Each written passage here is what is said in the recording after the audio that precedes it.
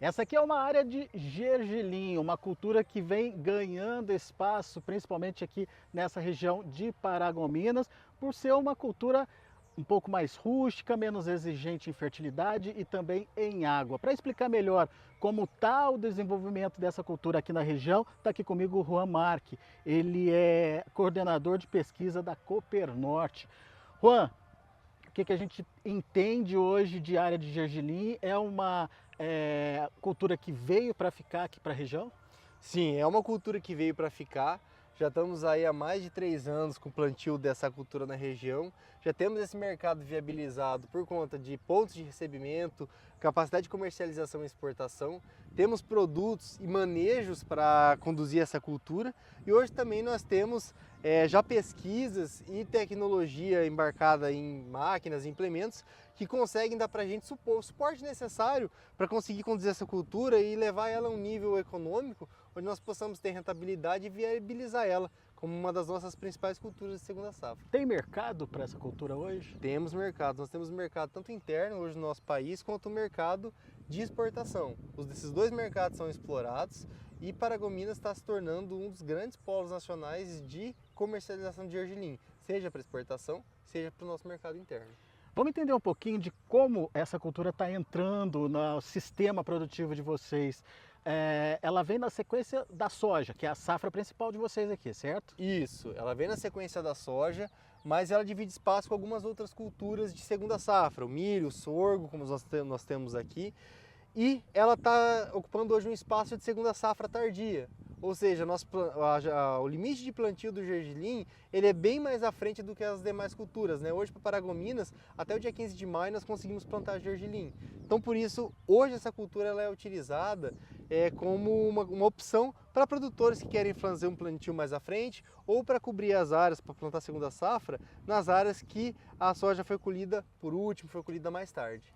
Só para vocês entenderem, aqui no Pará, principalmente a produção de grãos, ela começa a ser plantada um pouco mais tarde, a partir de novembro, dezembro. Final de novembro, começo de dezembro, nós temos o início do plantio, ele se estende aí até o final de janeiro em alguns casos. E nesse caso você começa com a soja e por isso que você fala do segunda safra tardia. Exatamente. Nós começamos com a soja no final de novembro, começo de dezembro, que é quando chegam as chuvas para nós. Esse plantio da soja se estende, por consequência, o cultivo dela se estende também aí avançando por fevereiro, março, abril e alguns casos raros até maio. E como você tem esse período de cultivo da soja, quem colhe primeiro tem opções de plantar milho, plantar sorgo, que são segundas safras, mas que pode se plantar mais cedo, deve se plantar mais cedo. Mas para quem colhe mais tarde, para quem avança mais nesse período, você tem a opção do gergelim, que é uma planta que vai suportar ser plantada mais tarde, pegar um pouco menos de chuva e ainda manter níveis viáveis de produtividade. Qual que é a característica dela? Por que ela se encaixa nesse período que você está dizendo? O gergelim é uma cultura que tem uma rusticidade adequada, ele consegue encarar situações de fertilidade um pouco menores do que em relação às outras culturas. Ele também consegue ter uma produtividade adequada com volume menor de água e a gente consegue encaixar ele em áreas que estão aí mais para o final da janela, com menos tempo de chuva, com às vezes um investimento menor em fertilidade, apesar de nós sempre fomentarmos que todas as culturas de segunda safra devem receber investimento para que possam ter rentabilidade. Pois é, isso que eu queria entender direitinho. Qual é a exigibilidade hoje? O quão exigente é o gergelim aqui na região? Ou como é que os produtores estão se adaptando a ela? O gergelim ele entrou como uma cultura que ela poderia ser utilizada na segunda safra com baixo investimento. Porém hoje, como ele começou ele está rendendo mais e a gente está conseguindo fazer comercialização com ele e estamos vendo que ele tem uma cultura de alto potencial, nós estamos investindo mais nele, seja em adubação, seja em produtos, tratamento fitossanitário, porém ainda assim ele chegou na região como uma cultura que você poderia cultivar com baixo investimento, tanto em manejo fitossanitário, herbicidas, fungicidas, inseticidas, quanto na parte de adubação. Mas hoje essa realidade está mudando em função do retorno econômico que ele está nos dando. Tanto que você estava me contando que hoje o plantio é feito a lanço pela maioria dos produtores, mas tem que modernizar isso. Isso, hoje em dia nós ainda temos muitos produtores que fazem a semeadura a lanço, né? Jogam na superfície, alguns incorporam, outros não. Porém, nós temos hoje já pesquisas, estudos e a própria experiência dos nossos produtores nos mostrando que o plantio em linha, seja cruzado, linha dupla, linha solteira, ele nos traz mais benefícios e nos traz mais rentabilidade, inclusive na economia de sementes, porque você consegue com uma quantidade menor de sementes obter a mesma produtividade fazendo esse plantio em linha, seja ela da modalidade que for mais adequada. E dessas pesquisas que vocês estão fazendo, qual a forma de plantio está se destacando mais?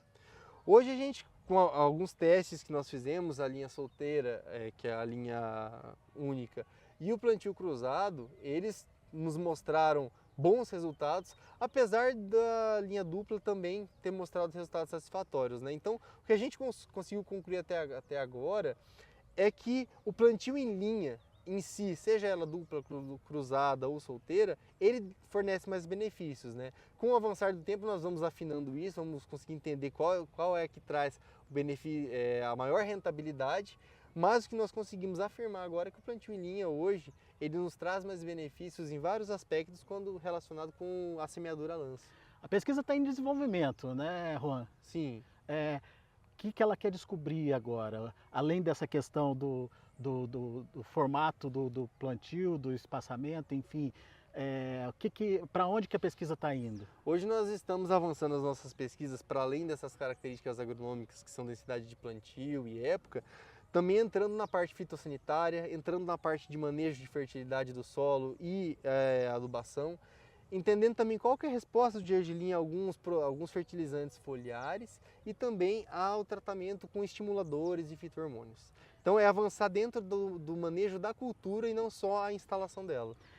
Essa variedade que a gente está vendo aqui, ela foi plantada na época tradicional aqui de vocês. Isso, ela foi plantada aqui mais para o final da janela, quando a gente tem aí mais ou menos um mês antes do que a gente considera o fim do período adequado para o plantio, e ela ainda está numa janela que ela terá uma produtividade alta, dentro ainda do regime de chuva adequado, ela conseguiu pegar os milímetros de chuva suficientes para fechar o seu ciclo, né? Está iniciando aqui tanto o florescimento como já saindo da parte da fase vegetativa, né? Já tem o formato começa a formar o formatinho das cápsulas aí, e a gente consegue entender, né, que é uma cultura que já vai entrar na sua fase reprodutiva. Conforme vai entrando, você vai tendo uma redução gradativa da necessidade de água e com isso você já tem ela aí se encaminhando para o final. Qual é o ciclo dela? O ciclo do gergelim vai variar dentro das variedades, mas ele se encerra aí entre 100 e 110 dias. Essa variedade que a gente está vendo aqui Essa aqui é a variedade K3. Que é a que se adaptou à região. É uma das que se adaptaram à região. Tem pesquisa também vendo que variedade pode se adaptar melhor. Exatamente. Estamos trazendo outras variedades, outras genéticas para cá para entender quem que pode se adaptar, quais pesquisas, quais variedades podem se adaptar aqui e qual que se adapta mais para o início, para o meio e para o final do plantio. Você falou do desenvolvimento de pesquisa, principalmente em relação à adubação, à fertilização do solo, enfim. O que já se sabe do gergelim? Ele precisa do que para se desenvolver bem? Hoje para o desenvolvimento do gergelim, nós sabemos que, apesar da exigência dele não ser tão alta em nutrientes, nós precisamos fazer algum investimento na adubação fosfatada, no preparo prévio do solo, mas isso antes mesmo da safra de soja, com calagem, gessagem, e também precisamos fazer alguns investimentos no que tange a aplicação de potássio, ou principalmente os macronutrientes, né? Os micronutrientes, geralmente com o que vem da soja, nós já conseguimos suprir de forma adequada, mas os macronutrientes, como a extração da soja é muito grande, nós precisamos repor eles no solo para que o gergelim possa ter a oportunidade de ter os teores adequados dos nutrientes no solo para poder fazer o seu desenvolvimento. O que o gergelim precisa ter para ser atrativo para o mercado? Alto teor de óleo? Na verdade, o teor de óleo não varia muito, mas ele tem que ter o óleo de boa qualidade, né, com poucos antioxidantes, ter a qualidade do grão, não ter contaminantes, não ser um grão puro e ter a qualidade no sentido de um grão perfeito, a cor adequada e a qualidade do óleo adequada, até no sentido da quantidade dos ácidos graxos específicos que são característicos e desejados pelo mercado. E esse mercado está de olho nesse gergelim que o Brasil está produzindo, que o Pará está produzindo? O mercado está de olho, né? Hoje a gente tem toda uma rede de compradores nacionais e internacionais, e o Brasil está de olho no gergelim que é produzido e no gergelim que o Pará está produzindo, porque nós estamos conseguindo chegar a altas produtividades com um custo interessante, botar esse gergelim num preço interessante para a gente se tornar competitivo. E Paragominas e região está se tornando um polo de exportação aqui para o norte e nordeste, internacionalmente para o resto do nosso país. E qual que é a produtividade média de uma área de gergelim hoje? A produtividade média de uma área de gergelim, ela vai variar de acordo com as condições, épocas de plantio, variedade, mas nós ficamos aí, uma faixa muito ampla seria de 600 a 1.200 quilos por hectare, mas em torno de 800 a 900 seria o que é praticado hoje, um pouco mais para áreas mais tecnificadas, um pouco menos para áreas não tão tecnificadas, mas nós conseguimos ter uma estabilidade hoje dentro da nossa produtividade, principalmente em produtores que investem em quantidades adequadas de insumos. 800 a 900 quilos por hectare. Isso. É uma boa produtividade média e com potencial para aumentar com a chegada de novas variedades? Com potencial para aumentar. Nós podemos aumentar isso tanto melhorando o manejo de adubação, o manejo fitossanitário, trazendo novas variedades e até adequando melhor as variedades aos diferentes momentos de plantio que nós temos. Muito bem. Agora, Juan, só para a gente finalizar, tem desafios ainda e um deles está na colheita. Você estava me contando isso, o que é o desafio de colheita para o gergelim hoje? Para o gergelim hoje nós temos a principal limitação da colheita é que nós perdemos o grão na hora da colheita, porque ele sai muito fácil do fruto, o fruto se chama cápsula e ele sai muito fácil dessa cápsula. Portanto, nós precisamos de tecnologias que consigam impedir com que nós percamos esses grãos na hora da colheita pela deiscência dessas cápsulas, né? Seja natural antes do processo de colheita ou quando a máquina está passando, com a vibração essas cápsulas abrem. Hoje a colheita é feita com uma colheitadeira de soja tradicional. Isso, a colheitadeira normal, plataforma geralmente de soja. E o que a gente hoje está fazendo? Tem algumas máquinas que têm algumas adaptações que conseguem melhorar esse aproveitamento e impedir essa perda do produto. E temos também alguns produtos aí, lançamentos no mercado, que estão começando a ajudar a gente, né? Tem alguns retardantes de deiscência e alguns produtos que conseguem fazer com que seja mais difícil que essa cápsula se abra e nós percamos essa semente. Mas isso ainda está chegando, mas nós vamos absorver essas tecnologias para melhorar ainda mais a nossa produtividade e a nossa operacional. Qual que é o futuro do gergelim aqui na região de Paragominas? O futuro do gergelim aqui na região de Paragominas é a comercialização, já é em parte a industrialização. Nós vamos empacotar gergelim aqui na Coopernorte, nas nossas indústrias, mas nosso intuito é aumentar as nossas exportações, aumentar o comércio interno e principalmente aumentar a verticalização do produto aqui dentro do município. Não exportar só o grão. É produzir bastante, criar volume para exportar grão e exportar também o produto acabado, em vários estágios de acabamento, seja ele empacotado in natura, seja ele processado na forma de óleos, produtos ou qualquer outro tipo de subproduto que possa derivar do gergelim. Além de ser mais uma forma de diversificação da agricultura aqui da região. Exatamente, além de ser mais uma forma da gente diversificar a agricultura, ser mais uma forma da gente, ser mais uma opção para o nosso produtor de segunda safra, né?